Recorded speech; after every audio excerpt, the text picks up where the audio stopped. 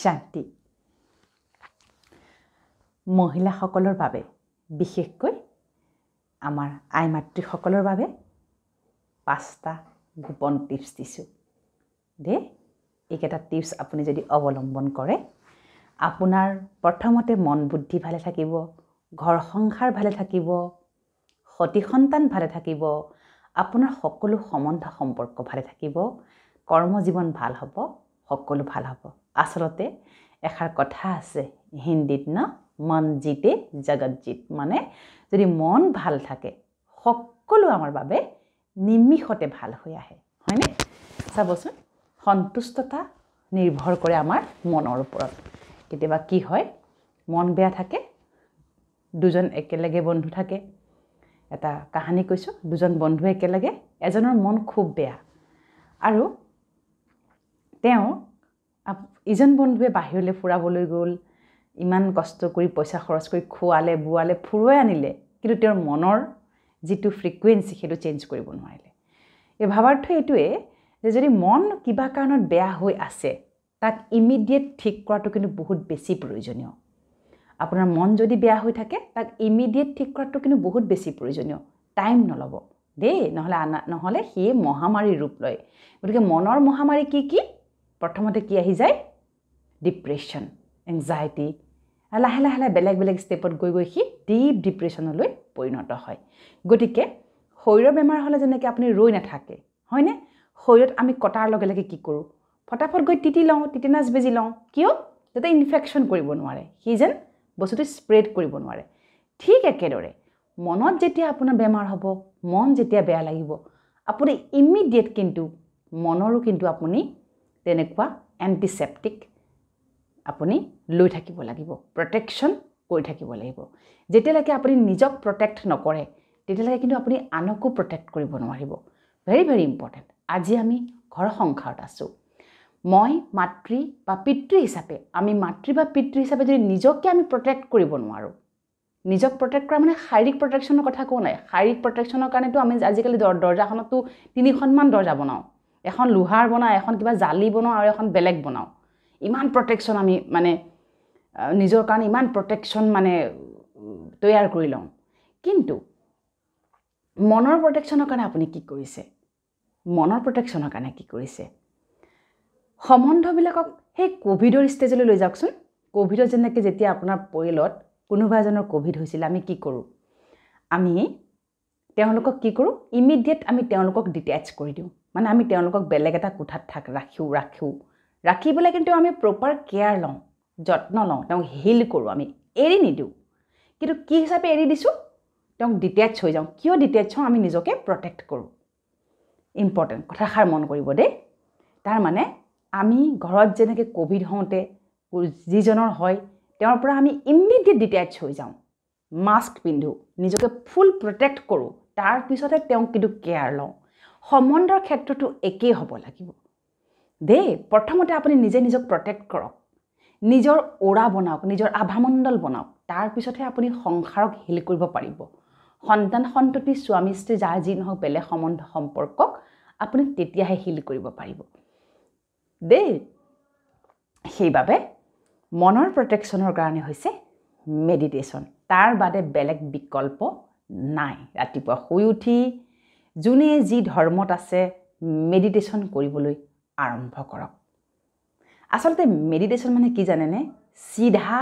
ঈশ্বৰ আল্লাহ গড ভগৱান পৰম পিতা পৰমাত্মাৰ লগত কানেকশ্যন চিধা কানেকশ্যন আমাৰ দাতা ভাগ্য বিধাতা যাক বিচাৰি কোটি কোটি মানুহে এতিয়া কি কৰি আছে কুম্ভ মেলাত গৈ গা ধুই আছে হয়নে যাক বিচাৰি আমি হাবাথুৰি খাই থাকোঁ যাক বিচাৰি আমি পাহাৰ পৰ্বত ভৈয়াম তীৰ্থস্থান একাকাৰ কৰিছোঁ কিন্তু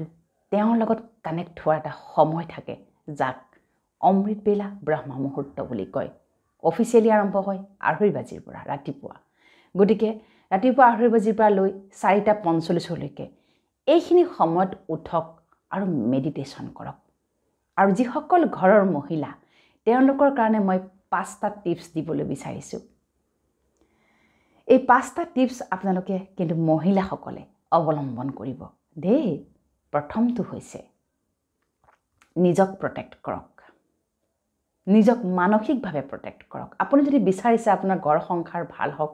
আপোনাৰ সকলো মানুহ ভাল হওক আপোনাৰ মতে গুটি চলক আপোনাৰ সতি সন্তানৰ জীৱন ভৱিষ্যত উজ্জ্বল হওক সকলোৰে সৌভাগ্যৰ দুৱাৰ মুকলি হওক আপুনি মাতৃ আৰু ঘৰখনৰ লেডি হিচাপে আপুনি মেডিটেশ্যন কৰিবলৈ আৰম্ভ কৰি দিয়ক দে দ্বিতীয়তে হৈছে নিজক প্ৰটেক্ট কৰক তাৰ মানে আপোনাৰ ভিতৰত থকা বেমাৰবিলাকৰ পৰা আপুনি নিজে নিজক উদ্ধাৰ কৰক উদাহৰণস্বৰূপে আপোনাৰ কি বেমাৰ থাকিব পাৰে এই ধৰক অকমান কথাতে বেয়া পোৱা অকমান কথাতে মন ভাঙি যোৱা অকমানতে দুখ পোৱা অকমানতে প্ৰতিক্ৰিয়া কৰা ৰিয়েক্ট কৰি দিয়া অকমানতে কথাই কথাই যুক্তি তৰ্ক কৰা অকমান কথাতে সহ্য শক্তি হেৰুৱাই পেলোৱা হয়নে অকমান কথাতে অস্থিৰতা আহি যোৱা এই ইত্যাদি বেমাৰৰ পৰা আপুনি নিজক প্ৰটেক্ট কৰক তাৰ বাবে ৰাতিপুৱা শুই উঠি মহা সংকল্প ল'ব লাগিব প্ৰতিটো ভিডিঅ'ত মই সংকল্পৰ কথা কৈ আছো দে সেইভাবে কি কৰিব লাগিব আমি ৰাতিপুৱা শুই উঠি সংকল্প কৰিব লাগিব সংকল্পবিলাক কিন্তু শক্তিশালী হ'ব লাগিব সংকল্প হৈছে নিজে নিজক কৰা প্ৰতিজ্ঞা যে আজিৰ দিনটোত মই কি কৰিম দে সেইভাবে শুই উঠি মহা শক্তিশালী সংকল্প ৰাতিপুৱাই শুই উঠি মই আত্মা দে যেতিয়ালৈকে মই আপুনি নিজকে আত্মা বুলি নাচাব আত্মা মানে কি মই মন বুদ্ধি আৰু সংস্কাৰ মোৰ ভিতৰত কিবা এটা এনাৰ্জি আছে যেটো আছে বাবে মই জীয়াই আছো সেইটো হৈছে জীৱ আৰু সেই জীৱটোক আমি চাৰ্জ কৰিব লাগে আসলতে সি এনেই পৰি থকা নাই গোটেই কৰ্মখিনি সিয়ে কৰোৱাই আছে গতিকে শুই উঠিয়ে প্ৰথম মহাবাক্য মই আত্মা মোৰ পিতা পৰমাত্মা হয়নে মোৰ পিতা পৰমাত্মা এই দুটা যেতিয়া আপুনি সেন্টেন্স কব ইমিডিয়েটলি পৰমাত্মা পৰম পিতা ঈশ্বৰ আল্লাহ গড ভগৱান বাইগুৰু যি নামে নামাতক কিয় তেওঁ আপোনাক কানেক্ট কৰি ল'বলৈ ইজি হৈ যায় আচ্ছা মা বুলি মনত পেলোৱাৰ লগে লগে আমি ফোনটো লগাও টেলিপেথিটো কানেকশন হয় ন যে আপুনি যদি মাক স্মৰণত আনে আপোনাৰ মায়ে তাত সৰসৰণি খাই কব মোক কোনোবাই মনত পেলাইছে দেউতা বুলি কোৱাৰ লগে লগে কি হয় দেউতাক মনত পেলোৱাৰ লগে লগে তাত দেউতাই গম পাই যায় মোক মনত পেলাইছে ঠিক একেদৰে আমি আত্মা আমি ঈশ্বৰ পৰম পিতা পৰমাত্মাৰ সন্তান গতিকে আমি যেতিয়া মই পৰম পিতা পৰমাত্মাৰ সন্তান মই আত্মা বুলি কম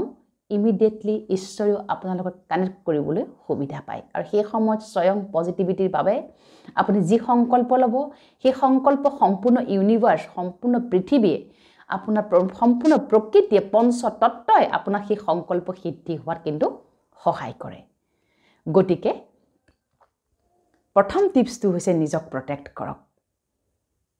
আই মাতৃগৰাকী বা ঘৰখনত থকা মহিলাগৰাকীৰ দ্বাৰাহে সংসাৰখন কিন্তু চলে আপুনি সেইটো বিশ্বাস কৰেনে যেতিয়া মহিলাগৰাকীৰ স্থিতি লৰচৰ হয় যেতিয়া ঘৰখনৰ মহিলাগৰাকীৰ স্থিতি বহুত অস্থিৰ হয় সেইখন ঘৰত কিন্তু কেতিয়াও সুখ শান্তি আনন্দ শক্তি পবিত্ৰতা বিৰাজ নকৰে সেইভাবে প্ৰথমতে আপুনি নিজে নিজক প্ৰটেক্ট কৰক মেডিটেশ্যনৰ দ্বাৰা ৰাতিপুৱা মাষ্টাৰ শক্তিশালী সংকল্প লওক মই মাষ্টাৰ শক্তিশালী আত্মা হওঁ মই কোনো কথা দুৰ্বল নহওঁ মই শক্তিৰ সাগৰ পৰমাত্মাৰ সন্তান হওঁ মই শান্ত আৰু স্থিৰ শান্তি মোৰ স্বধৰ্ম মোৰ মন বুদ্ধি শান্ত শীতল আৰু স্থিৰ মই পৰম পিতা পৰমাত্মাৰ সন্তান শান্তিৰ সাগৰ ঈশ্বৰ আল্লাহ গড ভগৱানৰ সন্তান তাৰ পিছতে মই সুখ আৰু আনন্দ স্বৰূপ আত্মা আজিৰ দিনটোত মই সুখ আৰু আনন্দ স্বৰূপ স্থিতিত থাকিম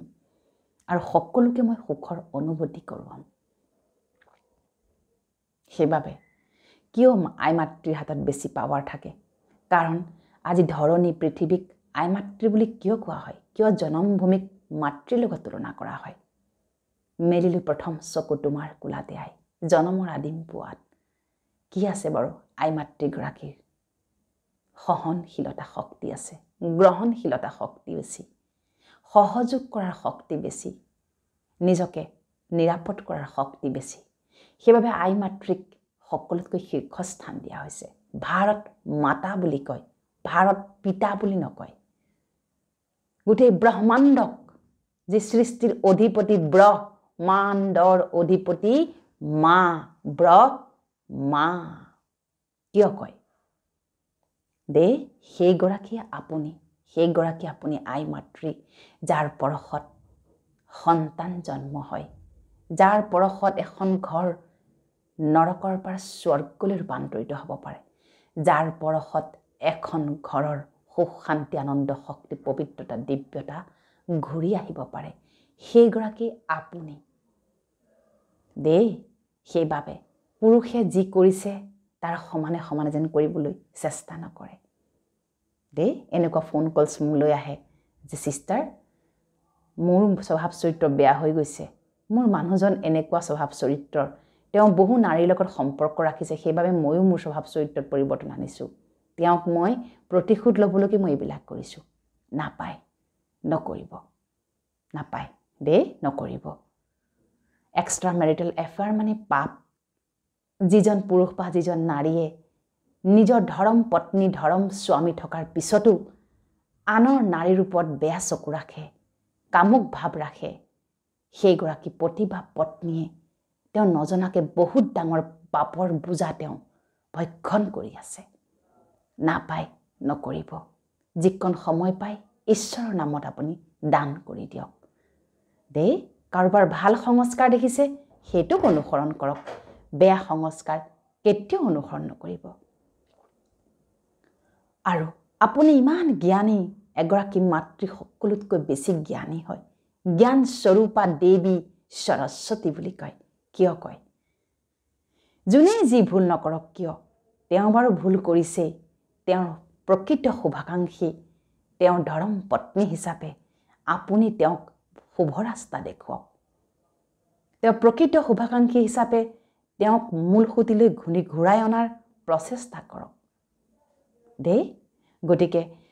আমাৰ কি চেষ্টা হ'ব লাগে, যদি কোনোবা বিপথে গৈছে তেওঁক টানি আজুৰি মূল সুঁতিলৈ আনিব লাগে। তাকে টানিব আজুৰিব গ'লে যেনিবা এখন যাতে যুদ্ধ নহয়, তাৰ প্ৰতিও কিন্তু আমি সতৰ্ক হ'ব লাগিব দেই। সেইবাবে শুভাকাংক্ষী হৈ আমি জীয়াই থাকিব লাগিব। পতি পত্নী নহয়, শুভাকাংক্ষী। শুভাকাংক্ষী আৰু পতি পত্নীৰ মাজত বহুত পাৰ্থক্য আছে। শুভাকাংক্ষী হৈছে নিস্বাৰ্থ ভাৱনা। আজি পতি পত্নীৰ পৰিভাষা কি হৈ পৰিছে? পতি পত্নীৰ পৰিভাষা কি হৈছে? যুদ্ধ বিগ্ৰহ, মাত বোল নোহোৱা, সম্বন্ধ ছেদ, যদি এদিন ভালে যায় 4 দিন বেয়া যায়, এনেকুৱা ধৰণৰ চলিবলৈ আৰম্ভ কৰিছে। কিয় হৈছে? স্বামীৰ স্ত্ৰীৰ পৰিভাষাই হৈছে নিস্বাৰ্থ ভাৱনাৰে শুভাকাংক্ষী হোৱা এজনৰ আনজনৰ প্ৰতি দেই। কিয় শুভাকাংক্ষী হ'ব লাগে? কাৰণ এজনে বিপথে গ'লে যাতে আনজনে টানি আজুৰি লৈ আনিব পাৰে সুপথলৈ, তাৰ প্ৰতি আমি প্ৰচেষ্টা চলাব লাগিব। তাকে নকৰি এজন যদি বিপথে গৈছে, ময়ো তেওঁৰ বাটেই লৈ পেলাই তেওঁক দেখুৱাই পেলাই পাৰিলে তেওঁক অভাৰটেক কৰি আৰু অলপমান আগলৈ গুচি যাওঁ যদি বুলি ভাবি লওঁ, এই সংসাৰ নৰকলৈ ৰূপান্তৰিত হ'ব, হয়নে? গতিকে সাৱধান হৈ যাওক। প্ৰথমটো কি ক'লোঁ? নিজক প্ৰটেক্ট কৰক, সকলো নেগেটিভিটিৰ পৰা প্ৰটেক্ট কৰক, যাতে কাৰো বেয়া সংস্কাৰ, কাৰো ব্যৱহাৰ কথা বতৰাই আপোনাক আক্ৰান্ত কৰিব নোৱাৰে, ইনফেক্ট কৰিব নোৱাৰে, ইনফেকশ্যন আপোনাক দিব নোৱাৰে। গতিকে এটা মাস্ক পিন্ধক। কি মাস্ক? মেডিটেশ্যনৰ এটা মাস্ক পিন্ধক, সংকল্পৰ এটা মাস্ক পিন্ধি লওক। দ্বিতীয়টো কি ক'লোঁ? যিমান পাৰে এজনে আনজনৰ লগত দূৰত্ব মেইনটেইন কৰক দেই। সম্বন্ধত দূৰত্ব মেইনটেইন কৰাটো খুব বেছি প্ৰয়োজনীয়তা আহি পৰিছে। প্ৰতিটো আত্মা স্বতন্ত্ৰ। স্বামী স্ত্ৰী হ'লো বুলি এক হ'ব নোৱাৰে। দুয়োটা বেলেগ বেলেগ আত্মা, বেলেগ বেলেগ সংকল্প, বেলেগ বেলেগ সংস্কাৰ, বেলেগ বেলেগ ফল্ডাৰ, বেলেগ বেলেগ কাৰ্মিক একাউণ্ট, বেলেগ বেলেগ অতীতৰ বুৰঞ্জী লৈ আহিছে। কেনেকৈ এক হ'ব? সম্ভৱ নহয়। গতিকে এজনে আনজনৰ স্বভাৱ সংস্কাৰক সন্মান কৰি, এজনে আনজনৰ প্ৰকৃত শুভাকাংক্ষী হৈ, তেওঁ বিপথে গ'লে তেওঁক যেন আপুনি টানি আজৰি শুভাকাংক্ষী হিচাপে সুপথলৈ আনিব পাৰে,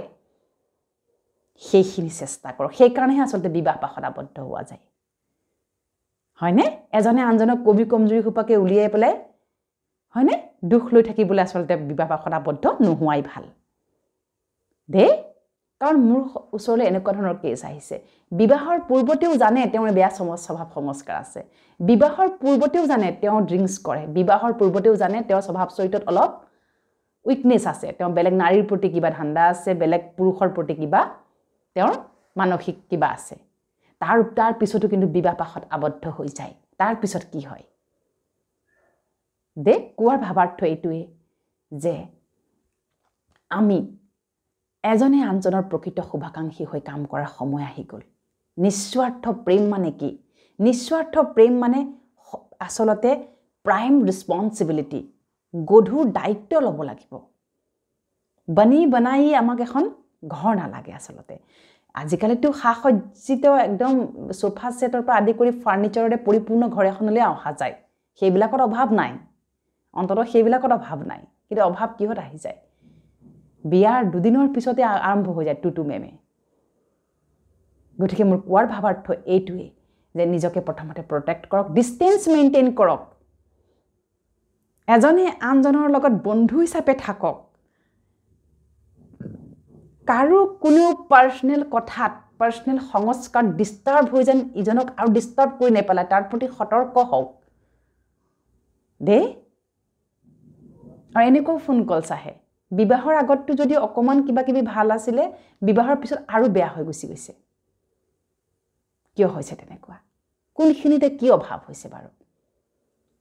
গতিকে এয়া হৈছে কেৱল আপোনালোকৰ হাততে গোটেই স্বৰ্গ আৰু নৰক বুজি ল'ব লাগিব এই টিপছ কেইটা অৱলম্বন কৰক তৃতীয়তে আপুনি যেতিয়া আপোনাৰ স্বামীক কি হওক ঘৰখনৰ মানুহক কিবা খাবলৈ দিয়ে বিশেষভাৱে এটেনশ্যন ৰাখিব খাবলৈ দিওঁতে